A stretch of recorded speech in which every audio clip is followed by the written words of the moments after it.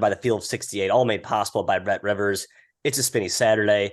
We will not be discussing New Year's resolutions on this presentation, but we will be discussing the gauntlet of games that lies ahead. Kai, let's just get right to it. Last night, what'd you learn quickly before we get to talk of today's hoop? Yeah. How about them Pitt Panthers, Matthew? Huh? How about them Pitt Panthers? 3-0 in the ACC, a win over UNC. Wow. Hey, UNC is so bad at the end of games, guys. It continues to amaze me. They're poorly coached. Their guards have low basketball IQ. Oh, gosh. What a terrible team. They are You are really basking in this, and I think you're right, too, because I think you had this pegged exactly correctly, right. and it's starting to really, yep. All right, Jim, Hugh. Jim. I wrote down Pitt. I also wanted to note that Miami, Clemson, and Pitt are the 3 top teams undefeated in the ACC. Yep. Interesting standings we have going there. And Colgate against the rest of the Patriot League is going to be a wagon. It reminds me of Vermont last year, Matthew. Remember when they just went on a total efficiency tear and scored 1.5 points per possession every game? I have a feeling Colgate might do the same thing. I like that read. Yeah, let's just talk today. I don't have any hard takeaways from last night because, Kai, the first game on this outline is the Red River Shootout. Oklahoma hosting Texas in Norman. Porter Moser against Rodney Terry is where I start my handicap, Mr. McKeon. And I say that with all due respect, but I do think that's respectfully, I think there's a serious coaching edge. And that's more of a statement towards how awesome Porter Moser has been. I have to check the roster every day. It's like, this is who Oklahoma has, really? And they've been really good. Not like as dominant obviously as some of the prior teams with more talent, but I think this home spot against Texas, they catch a Longhorn team, Kai, that low-key has not been so great since Mr. Beer walked away. Well, I was looking at that, Matt. He's been gone for 4 games. They beat Rice in overtime. Yeah, not a great effort. Stanford by 10.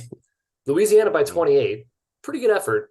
And then Commerce by 25. Okay. I think it's hard to tell right now where they stand without Beard. Today, we'll probably find out. Oklahoma's a different story. I agree. Porter Moser, the coaching edge is huge. But, man, the talent edge is huge the other way. Texas is way more talented top to bottom than Oklahoma. I'm worried about Cortez and Uzan turning the ball over against this team. Not my boys. They're fine. They're fine. They are turnover machines. As much as I like Cortez, and I do, Uzan, take it or leave it. I don't see Oklahoma scoring very easily here, Jim. And Texas's offense on the other end has been great. Their backcourt has definitely an edge against this OU backcourt defense. I stayed away. My number kind of hinted Texas, but my gut says Oklahoma, so nothing for me. Yeah, this feels like a gut Oklahoma big rivalry game at home. Going to have an awesome crowd here. Both these teams probably peeved they're not playing in the college football playoff today. Fan bases that expect that kind of excellence. Do we both everybody see what Marcus Carr did last game? I hope we all saw that. It was insane. Michael Scarn? Scarn. Who? Marcus Carr. Marcus Carr. Oh, I'm sorry. Marcus Carr. I heard you. Marcus Carr. 41 points. I thought you were doing a game, bit. So, I was doing a bit with you. I was a little bit. That's kind of good. Yeah. Good. The thing that's impressed me most about Moser with this team is how much they like each other. I thought this was personalities clashing big time. Is Sherfield going to put the team first? Is Bamisile going to come off the bench and be comfortable with being the spark plug? And they seem like they're very cohesive. Like the quotes Sherfield's had after the game of how much they get along. They don't really care who scores, which I didn't think would be the case. Between the Moser factor, the home crowd, it just feels like Oklahoma's game. Couldn't get there on the number, Matthew. But part of me wants to just gut bet it. I don't know. We'll see. And Dylan Disu probably back, but we'll see. I'm kind of shocked they opened this so low, to be honest. But yeah, even now at the current price, if there's no better time to bet OU than right now, you'd open it 2 and now it's at 3.5, and it's still a little bit too short for me. I'm with Kai. I respect the talent and the just the general makeup that Texas showed, even though they have a different coach who will be calling the shots today. All right, next up here, another rivalry game, in-state or out west. Jim, this Arizona Sun Devils, the curtain of distraction will be in full force today, we would assume.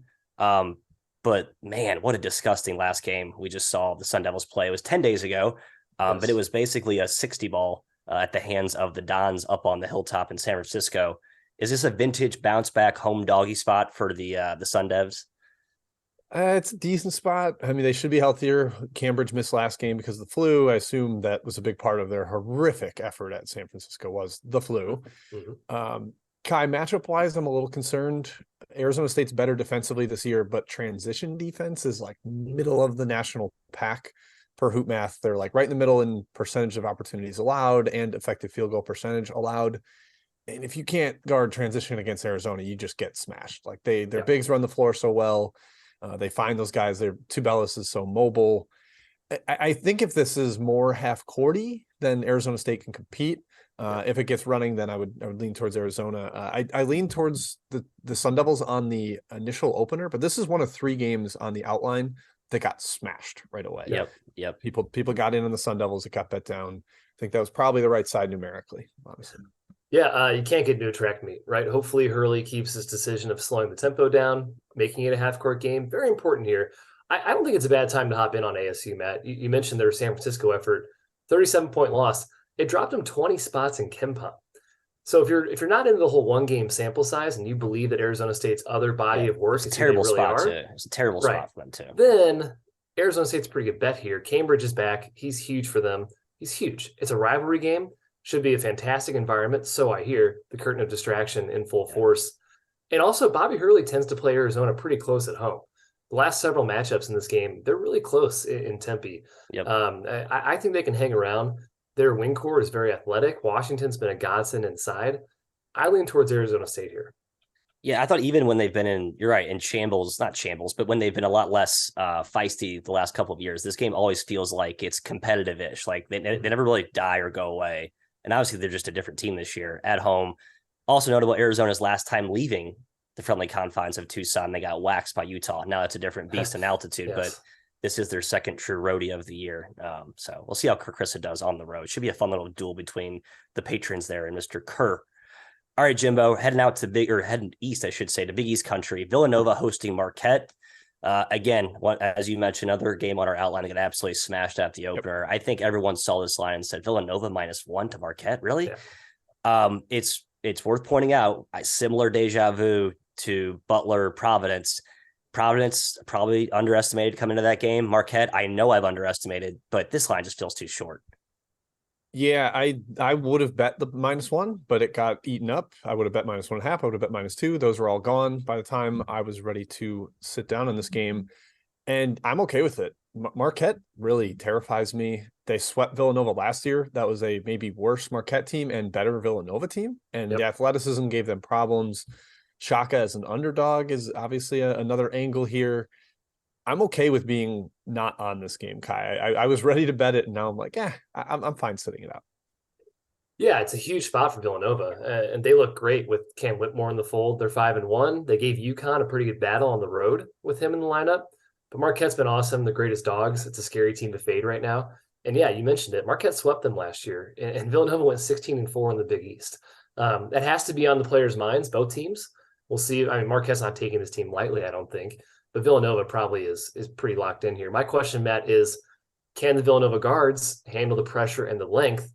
I complimented their ball handlers pre-UConn game, but they turned the ball over 18 times against UConn. That's worrisome. Marquette might be able to bother them a little bit. However, I think Villanova gets it done. The line has gotten away from us. -2.5 at BetRivers is pretty much your best value out there if you like Villanova. If you do, I'd hop in there. Yeah, I actually kind of worried about Villanova's defense. Like statistically, it's outside the top 100 this season. And Jim, you talk about how good this Marquette offense is. Just like multiple versatile weapons, the finishing ability of their guards, the way they can shoot it and get hot and kill you. But I do think the way Villanova absolutely deflates the tempo will work in their favor. It's kind of an easy to cling on to cliche, but I do think that they win the tempo war, and that will help them from an efficiency basis on both ends. All right, another Big East showdown, Kai, number 5 on our outline here. Xavier hosting Connecticut. Talk about how scary the Muskies can be at home, but there is no scarier team in college basketball than the UConn Huskies. However, they are 0-2, mind you, against the spread their last 2 games. Your thoughts? They are, yes. However, I think it's a bit of a too cute thing by the market on the early move here. This is down to -2.5 at BetRivers. There is money coming back in on the Huskies now. I have a lot of respect for Xavier, and clearly the market does as well. They're a great team. They have a great home court. I still think this UConn team's a different animal. The Villanova game was the first game they didn't win by double digits, and they were up by 10, and they shot 30% from 3. They looked open. They missed open looks. I mean, they didn't even play a good game, and they still handled Villanova pretty easily. I just don't think any team can really stop them. Maybe Xavier's best equipped to stop them out of any team in the Big East with their twin towers, Fremantle and Nunge, but perhaps UConn can stymie them a bit. They've played good bigs before. I mean, Alabama has pretty good bigs, Oregon, etc. Jackson gets the Jones assignment. Again, he's arguably the best defender in college basketball. I lean towards UConn here, Jim, at -2.5. Yeah, I sort of do too. It's obviously going to be a massive crowd for Xavier. This is like, hosting number 2 in the country. Sean Miller's back. Like Absolutely. Yeah. It is going to be juiced in that building. I love Nunge and Fremantle, but I don't know that their strength is defense. They gave up like 90 to Georgetown. They struggle to guard in space in ball screens. I think you can put them in a little bit of trouble there. And we'll see that with the UConn guards. Maybe we get more Calcaterra this game. He was kind of banished to the bench against Villanova, but that probably impacted their shooting numbers. That's why they were so low. I think Klingen's a big X factor. I almost want to see more of him in this one than Sunogo because he can really shut down the rim. Take that away from Fremantle, you take that away from Nunge, and it gets limited fast given Jackson on Colby Jones as well. You need a huge Sule Boom game from this one. I don't know, Matt. I'm gonna sit out again on this one. I think there's solid factors both ways, and I don't have a strong read. Yeah, I mean, I like Nunge and Fremantle, but I don't think they're the most terrifying two for up front defensively. Like I watched Indiana, that front line, both TJD and Renaud get what they wanted inside. I think if UConn makes it a priority to go in there and score, they can. But on the road, sometimes you kind of lose control of the game, especially if Xavier gets a few run opportunities, get hot. You can see UConn kind of losing focus from that game plan. So if this game, if it stays kind of close, tight, late, slower paced, I think UConn has the edge. But if it gets a little up and down, I think Xavier can kind of put one of those, oh, wow, home Xavier, ooh, type of efforts and, get ugly in a hurry, but not going to fade UConn. Just can't do it right now. Chat mob, round 1, Mr. Jim, Czar, take it away. Kai, you're my A-Sun guy. You were talking a little bit about taking dogs there yesterday. Yes. First question in the chat was Jacksonville plus the points at FGCU. I agree with it. What about you? Game got out of hand. It hit 7.5 at a couple spots. I hopped in 7.5, down to 6.5. My one concern is Mike Marsh. I don't know if he's playing today for Jacksonville. He's very important for their team. And Florida Gulf Coast has looked like the best team in the A-Sun right now, besides Liberty. Preseason, the spread is absolutely crazy. It probably would have been a pick. So I hopped in, but Jim, I'm nervous about the Marsh factor.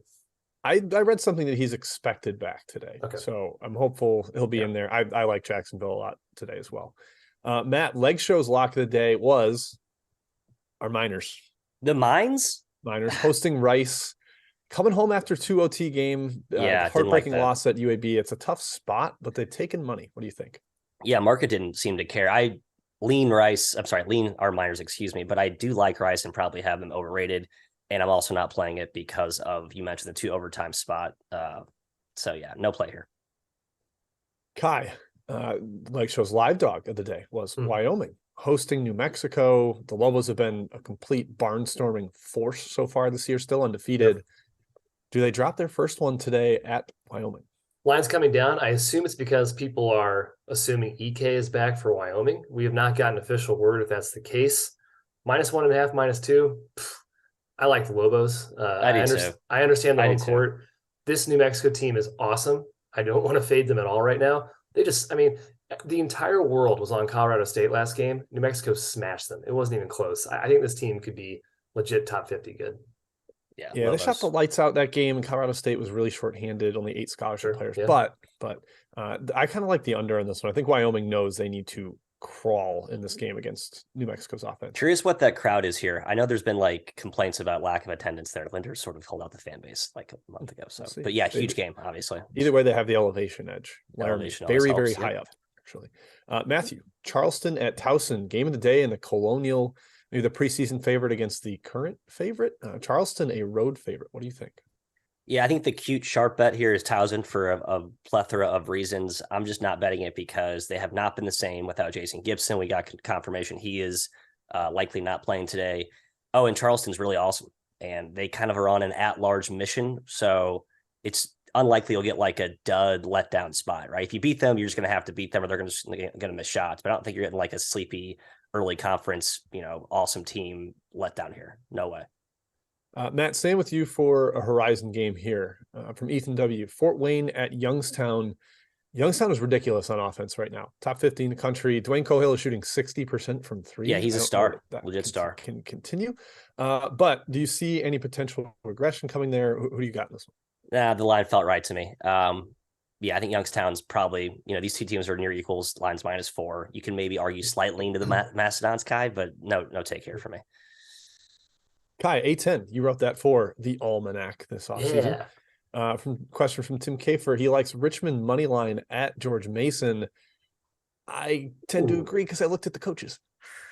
Yes, coaching edge Richmond for me. I kind of lean towards George Mason. They are the way more athletic team. I think they figured something out also recently. I think they're going to play pretty well in A10 play. So I lean towards Mason. Matt, another Horizon one for you. Do your Golden Grizz of Oakland, your best bet winner from Thursday, do they blow out Green Bay today and continue this upward trajectory into conference play? I kind of think so. Yeah, I don't love them as like a big favorite. It's like, okay, wow, we saw them one game play well, so we're also going to trust them as a double-digit favorite. I mean, I know it's Green Bay, and that's probably why it's the right side, but didn't play it, hard lean toward Oakland. Yeah, would agree. All right, let's get two more, one for each of you before we go back to the outline. Kai, from Nash 2, St. Francis, Brooklyn, the Brooklyn version, headed to Central Connecticut, close to a pick'em here. I believe Central Connecticut's laying 1.5. Yep. Anything for you on that game? I lean Central Connecticut. Didn't play it though because they're one of my whack-a-mole teams. I can't seem to get them right or wrong or whatever. Well, I get them wrong a lot. Either side, bet or fade. Yeah, stay away. Yeah, they just lost to the other St. Francis, who the Red Flash shot like 68% from three. It was ridiculous. So maybe you get some potential defensive regression. All right, Matthew, right over your left shoulder there is the Hawaii pennant. They're hosting Cal Poly today, one of the few late night games on New Year's Eve. What do you think of that one? Really lean Hawaii. I've watched Hawaii enough to know that I don't like them as a favorite, but I guess they just did cover as such against UC Davis. I should bet this. I like the Bows a lot here. As a large favorite, I don't love them. Yeah, Poly just won. Now they have to go out to the island 48 hours later on New Year's Eve. That feels like a horrific spot to travel on. Yeah, and that's not usually they have like a few extra days, I think, for these Big West teams go to the island. So it's not usual. It's a Thursday, Saturday turnaround. So this is uncharted territories for the Mustangs. All right, Matthew, kicking it back to you to the outline. I will continue collecting more questions for Chat Mob Part 2. Love it. I'd say maybe the game of the day is going to kick off our second stanza here. Kai. Lone Star State. You don't think so? No. Okay. All right. Those other 5 games you talked about are better. Yeah, maybe. I think this is going to be an awesome game, though. Just like the juice in the building should be really good. TCU hosting Texas Tech. I think Texas Tech is fraud city. Kai, I'm going to come out and say it. Last 3 games, they've looked better, but look at who they played and when they played them. Yep. And before that, Eastern Washington, every game was a war at home. They couldn't do anything. I know they're healthier now. I get that. I don't think that's enough confidence to all of a sudden tell me they're back. That said, this line's so big. Your thoughts? Yeah, I agree. It's a great game, by the way. Just want to put that out there. Marquette, heavy TCU. They've looked immense when they're healthy, but no marquee win still. Nothing on the road yet. They're at home today, obviously. Yeah, and Texas Tech, you mentioned, Matt, their schedule. They haven't played a top 150 opponent since November 23rd. They have no good wins. It's hard to tell how good they really are. Batcho is back for them. That's key. TCU won this game last year at TCU, but the line's too high, man. Texas Tech is a dog. I like them in most situations, especially 2-possession dog. This got up to 6.5. It's down to 6 at BetRivers, but my God, I think this team can dictate tempo. I think it stays pretty close. I think Texas Tech at 6, Jim. Yeah, this was the third one. Arizona State, Villanova, TCU all got just like smashed early. Someone asked me via Twitter DM, do you like TCU -3? And I made dinner and I came back and it was 4.5 already. Yeah. Okay, well, I did.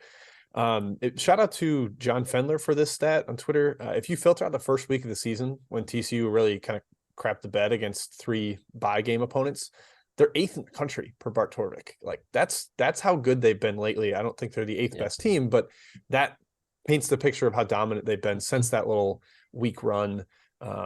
Damian Baugh back is pretty important for them. It just does feel a touch high for me now, Matt, even with my skepticism of Texas Tech and the fact that they've inflated themselves by blowing out Houston Christian and South Carolina State. Congratulations. Here's $5. Well done. It just feels a tad high at current number. Yeah, it's almost getting to the point where it's like disrespectful to Texas Tech, like 6.5. If it hits 7, I mean, I don't know. I'm not going to bet Texas Tech, but I would definitely be less enthused about laying the Horned Frogs at a touchdown. My goodness.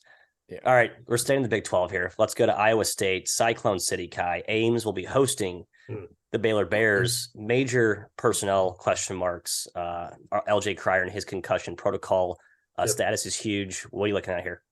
Yeah, huge game. Hilton Magic going to be rocking. Injuries on both sides. Kuntz for Iowa State is out, broken finger. He's sneaky valuable. I think he's their leading rebounder, and he's one of their leading scorers, key starter for them. He's kind of a quiet in the background guy, but he does a lot for them on the floor. Yes, Cryer, game time decision, I heard, uncertain if he plays. He's obviously huge, but I'm still a Baylor believer overall. This team beat Gonzaga. They beat UCLA. Iowa State's been impressive. They still have major scoring issues. If Baylor can handle it, Flagler's been great, but Bonner and the big men have not. Iowa State lets us dig down. I expect them to cause some turnovers for the front court today. But I think the Bears should work the glass here, Jim. I think they get to the line. If the whistles are blowing, we'll see what Hilton Magic does to the refs. And I think they're still more talented and, frankly, better coached. With respect to Otzelberger, Scott Drew's just that good. At -2, I still lean towards Baylor. Yeah, I also lean Baylor. I'm hoping we get Cryer, and then we don't know for sure at this point. I'm curious how Baylor ends up scoring here because they have so much shot blocking. Iowa State, they can really extend on the perimeter, try to take away that 3-point line, and that's what Baylor is super reliant on. Matt, I think they got to hit a lot of like mid-range jumpers against drop coverage and ball screen. I think that's going to be like over and over what we're going to see with Flagler and Cryer shooting pull-ups from there. Langston Love looked really good last game with Cryer out. I think that could be huge. Former top 40 recruit coming back from a torn ACL. If he's trending up, that really deepens the backcourt for them. Yeah, this one is just more, if Cryer's in there, -2, I think it's just too short. So I would lean the Bears. Yeah, I think the numbers are actually spot on as it is right now. So don't really have a strong matchup take here. I think you guys hit all the good points here. Kai, another Big 12 game. We're staying in the Midwest. Kansas State hosting West Virginia. The Octagon of Doom will be presumably rocking today when the ears come to town. I felt short to me. I know West Virginia away from home doesn't give you the same warm and fuzzies, but I do lean their way on the number alone. It's sort of a are you for real bowl in the Big 12, right? Yeah. Both these teams, I think, expected to be towards the bottom of the Big 12 preseason. Both have done pretty well. Personally, I think West Virginia is legit. Their wins aren't crazy good, but I still think they're very, very solid. They look more Huggins-esque defensively than they have the last couple of years. I think their harassment might be a little bit too much for K-State to handle. However, Octagon of Doom, tough place to play. Jim, I don't think K-State's very good. Their wins aren't impressive. I think they're overvalued in the market. Spread's about right, though. I'd probably make it around -1 as well. So I stayed away. Guys, I think I'm the lone K-State Island boy for us. I think they're pretty solid. They're really good defensively. They're a little limited offensively. It's kind of Noel and Keontae Johnson. And sometimes Tomlin takes over, but if you've got a really good big man defender, he can kind of be taken out of the game. So we'll see. I kind of like the under more here. I think it's a little slower than the 70 possessions. I still think West Virginia's got a little more shooting regression in them. And K-State, like I said, really good defensive team. Matt, I didn't have a strong take on the side. I kind of lean towards the Purple Wildcats getting more legitimate and getting a victory here, but I've been too low on West Virginia most of the year. I concede that. I agree that the K-State defense is like very impressive. I think it has all of the shades of the Baylor defense with, off night. And I mean, it's not that good, but it has like that same type of feel. They play really hard. They're connected. But yeah, the offense still is very herky jerky to me. And I just their strength of schedule doesn't exude confidence that they're legit yet. I'm not sold, but no action here. Let's go to our last game on the outline. Kai, mid-major special of the day. Yeah, good one. Marshall hosting James Madison. Mm-hmm. Both non-conference rocket ships. So something has to give here. Marshall playing host, laying 4. I thought the number was sharp, so nothing. I agree, it's sharp. Yeah, man, 2 top 100 Sun Belt teams. This is a fantastic game here. Votto Morris is iffy for James Madison. That's a person. He's a key player, point guard, leader of this team. He was sick 2 days ago. He wasn't sure if he could play today. I have a feeling the young man plays. I think he gets in there. He battles. I think these are 2 pretty evenly matched teams. They're both very talented. They both have firepower offensively, both really sound on defense. Marshall can handle the ball, but there's not a ton of shooting if Byington uses his patented 1-3-1 zone. That maybe trips them up a little bit. I think we see a lot of points in this game. Both teams run and gun. We'll see the appetite of both teams. The total's gotten nuts right now, 160. Yikes. Tough decision for me. Felt sharp. Stayed away. Yeah, I think tempo is going to be there for the over. It's going to be up and down. Both these teams love to run. I'm a little concerned about the efficiency. James Madison really wants to score via the drive. And I think with Handlogton and our boy Professor Oak. I know Chili killing Oak. They've got some real shot blocking in there. It's hard to score at the rim against Marshall. I think that's what's elevated them from prior years to being like super, super legit this year. So the efficiency kind of scares me off a little bit. I do lean towards Marshall, Matt, because of that interior defensive element. Yeah, it's great. I feel like Marshall was trying to do this length thing last year, just didn't work. And now like they found, they had bodies, but this year, with, the rookie and then the resurgence of Oak, I mean, it's just like a whole different team. Like it's better than the Elmore team. I can't get my head around that. I do lean JMU. Upon further thought, I do kind of lean the Dukes here. Last round of chat mob. It's time, Jimbo. Let's do it. Kai, A10, you're my guy. Yeah. UMass at St. Bonaventure from Tim Kafer. Noah Fernandes is back. Yep. Does that move the needle for you? No, not really. This is a really deep UMass team. I didn't think he mattered a whole lot given the construct of their team. And I don't like to fade St. Bonaventure when they're at home. So I actually lean towards the Bonnies. No play, though. All right, Matthew, ACC game here. Just announced that maybe Hunter Couture's not playing for Virginia Tech. He's not dressed for warmups. Does that swing anything for you with Wake Forest? It's basically a pick 'em now. Yeah, a little bit. I like Wake, obviously. But they've been whack-a-mole-ish for me as well. I do like them. And I think Couture's a pretty big part of that relatively thin backcourt. I've weirdly been doing okay with Wake bets. I like them today. Nice. Kai, does UT Rio Grande Valley and Southern Utah hit 200 points today? A super high total. It's like 166. Yeah, it's come down. Both love to run. Come down. I think it opened like 167.5, something like that. I wouldn't bet the under. I'll say that much. I don't like betting totals and this high. A lot can happen, but yeah, I'd be surprised if Southern Utah doesn't hang 100. I would be surprised. Yeah, I wonder how they respond after winning at New Mexico State to start their WAC tenure. Like a little letdown. That's rather impressive. Yeah, I kind of lean letdown there. Matthew in the ASUN. I'm going away from Kai, even though he is our ASUN guy. Central Arkansas at Kennesaw. I believe it's around a 10-point spread. I love our Owls, man. Do they blow out Central Arkansas?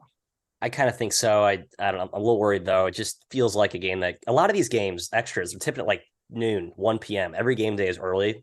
Just somehow laying a favorite that time of day, especially Central Arkansas, who I've been semi-impressed with at times. I didn't take it.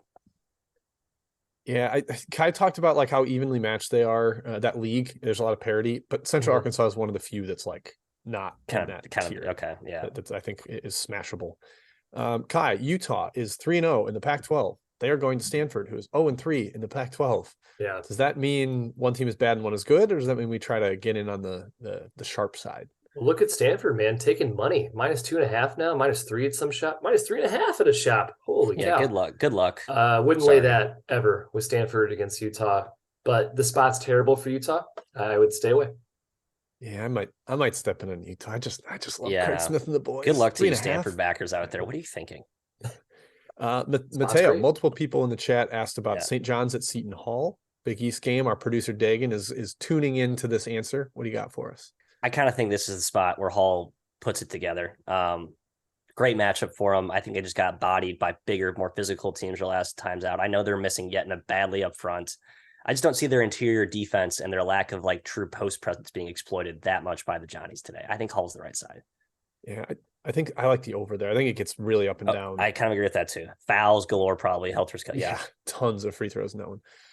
Kai, Colonial game here. William and Mary at Drexel. Pat Taylor liked the Tribe on the road here, getting just over a touchdown. Do you agree? Say it away. Say it away. I got no take in this game. William and Mary's feisty dogs sometimes, but they're pretty hot and cold, Jim. William and Mary sometimes. I like Bill and Mary. I'll give you a hot take. They sometimes compete. They sometimes don't. Today. You like Bill and Mary, Matt? Today they compete. Yep. Nothing for me. They were super whack-a-mole the last couple of years, and this year maybe there's more consistency, more talent. I don't know.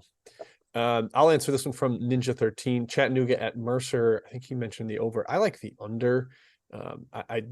Mercer fouled like over and over, down 8 in the final minute last game, and pushed that barely over against Samford. So that's a risk, but I think I like the under there, given some of the personnel limitations on the Mercer side. Matthew, let's go to altitude. Nevada. Your boys from Reno are headed to Air Force, take on the Air Troops. You know I love the Air Troops. Should I hate them or not? No, I think the line's spot on today. Yeah, I like my pack, but on the road, altitude, Air Force back at home. I thought they competed pretty well with San Diego State, despite that not being a great spot. So I think this air trip team is legit. I'm not looking to fade them like at all on conference play. Yep, I think their home court is super meaningful as well. All right, Kai, one of the new D1 teams, Texas A&M Commerce, is hosting Incarnate Word. I believe this is the league opener for Commerce. Do you have any sense for how this game will go? I don't think Commerce should be favored by 8 against anybody. So I'd lean towards Incarnate Word. They're not totally decrepit. All right, Matthew. FIU at North Texas. Major clash of styles here. FIU, one of the most helter-skelter teams in the country. North Texas wants to grind you into a pulp.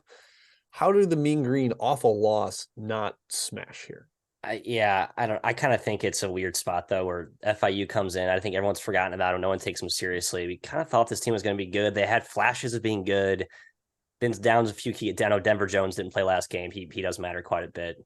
My gut actually tells me FIU keeps this around like 12 or something. Just they make enough threes to keep it somewhat competitive. Yeah.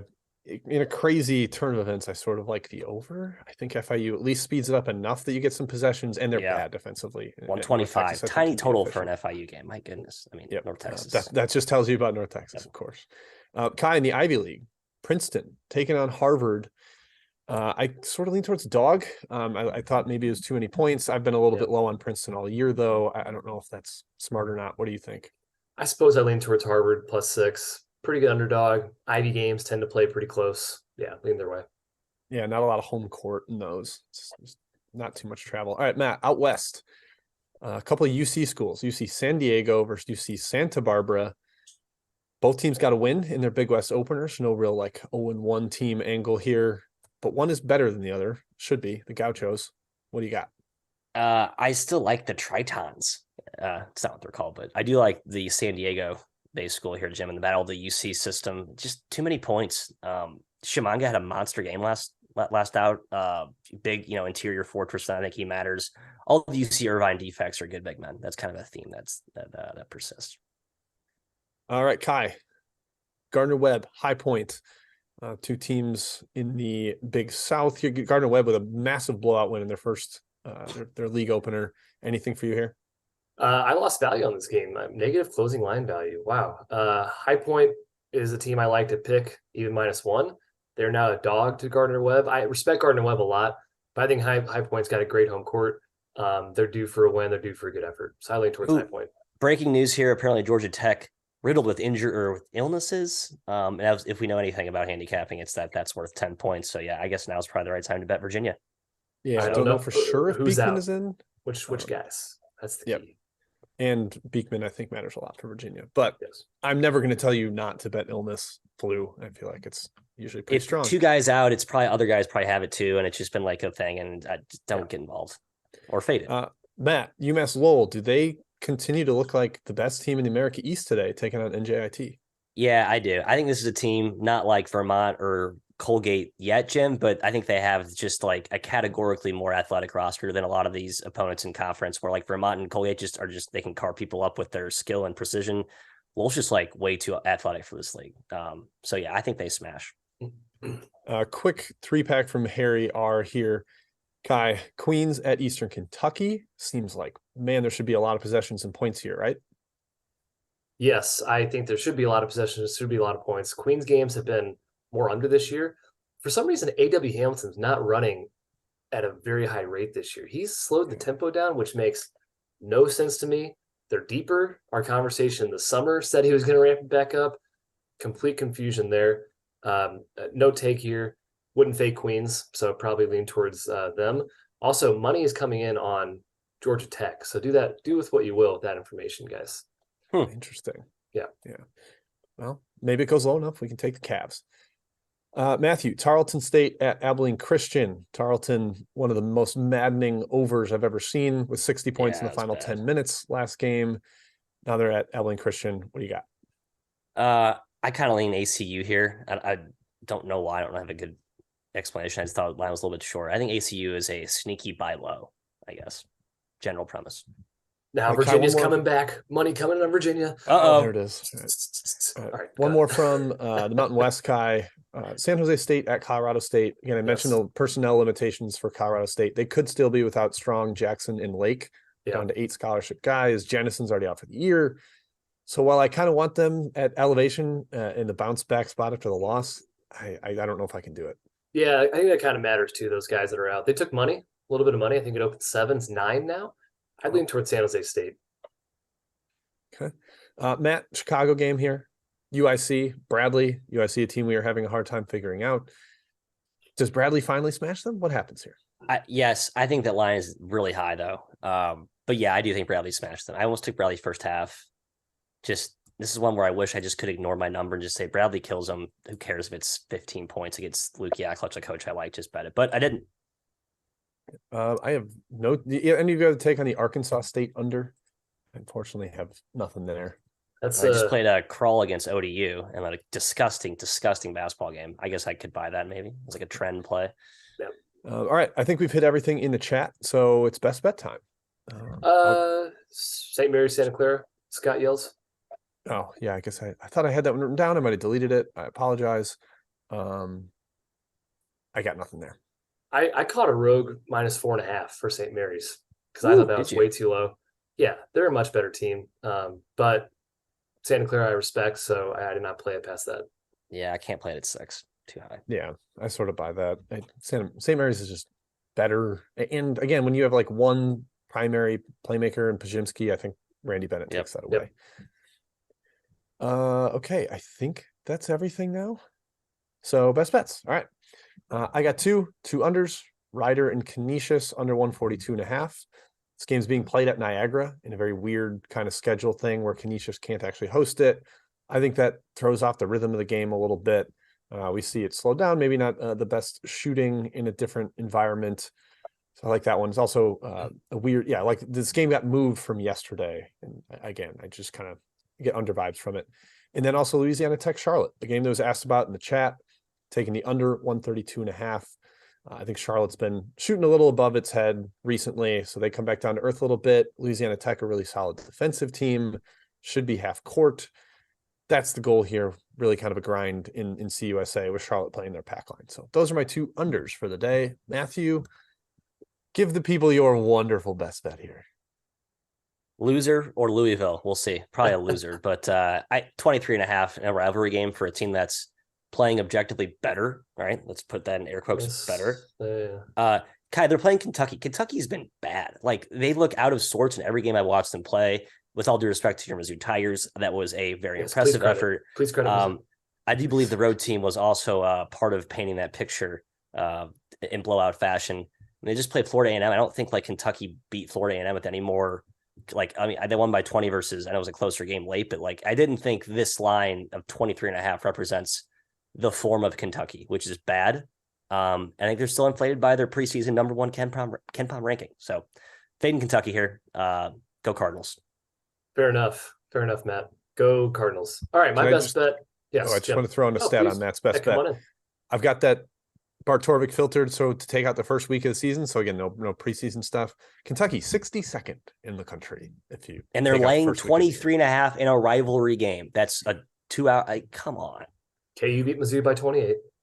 Yeah, well, that was weird. Yeah, and in that same metric, Louisville is 325th. So not great either. Certainly not good either.